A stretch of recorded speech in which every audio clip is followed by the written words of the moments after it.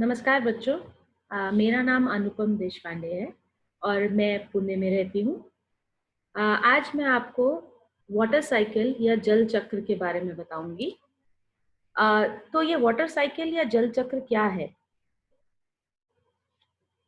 इसे अंग्रेजी में हाइड्रोलॉजिक साइकिल या हाइड्रोलॉजिकल साइकिल भी कहते हैं। और हाइड्रो का मतलब आप सब जानते हैं, पानी होता है। तो ये पानी से रिलेटेड साइकिल है। वाटर साइकिल हमें जो धरती के ऊपर और नीचे प्रक्रिया है पानी के बहने की, उसके बारे में बताती है। धरती पर पानी की मात्रा में कभी बदलाव नहीं होता, सिर्फ उसका रूप बदलता रहता है।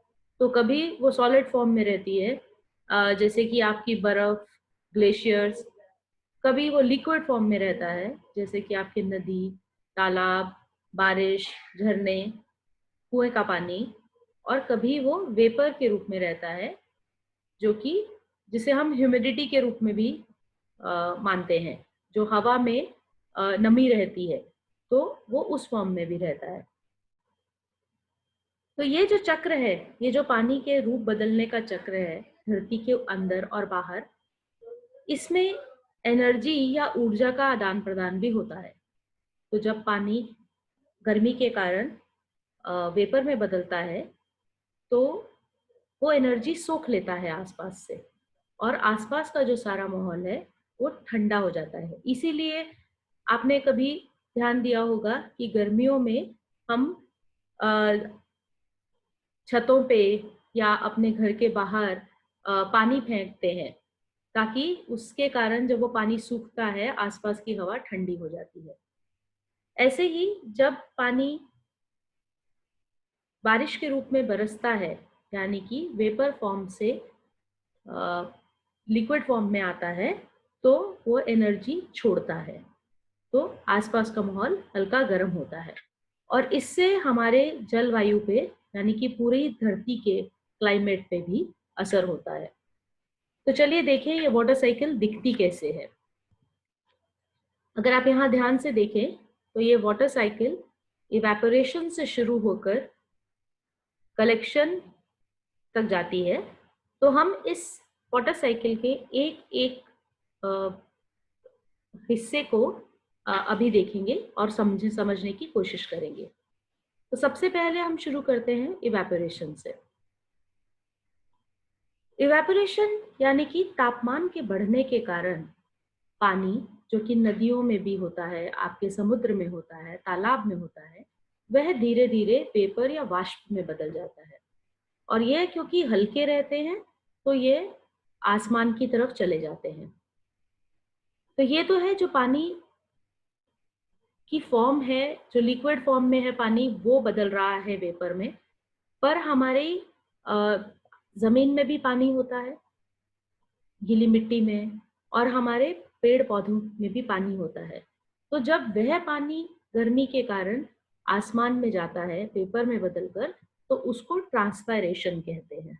तो इस तरह से आप देखेंगे कि यहाँ ट्रांसपायरेशन हो रही है, आपके पेड़ पौधों से और जमीन से पानी ऊपर जा रहा है वेपर में बदल के, और बाकी सब जगह से, यानी कि आपके समुद्र से, आपके फ्रेश वाटर से, वो बदल के इवेपोरेट होके ऊपर आसमान में जा रहा है।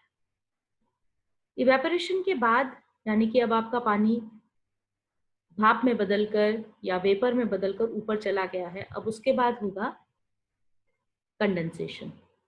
अब क्योंकि तापमान धीरे धीरे कम होता रहता है, जैसे जैसे हम धरती से दूर जाते हैं, तो जैसे जैसे आपके वेपर भी धरती से दूर जाएंगे, तापमान कम होने के कारण वह कंडेंस हो जाएंगे, यानी कि इकट्ठे हो जाएंगे, और उनका स्वरूप फिर से वेपर से लिक्विड की तरफ बढ़ना शुरू हो जाएगा।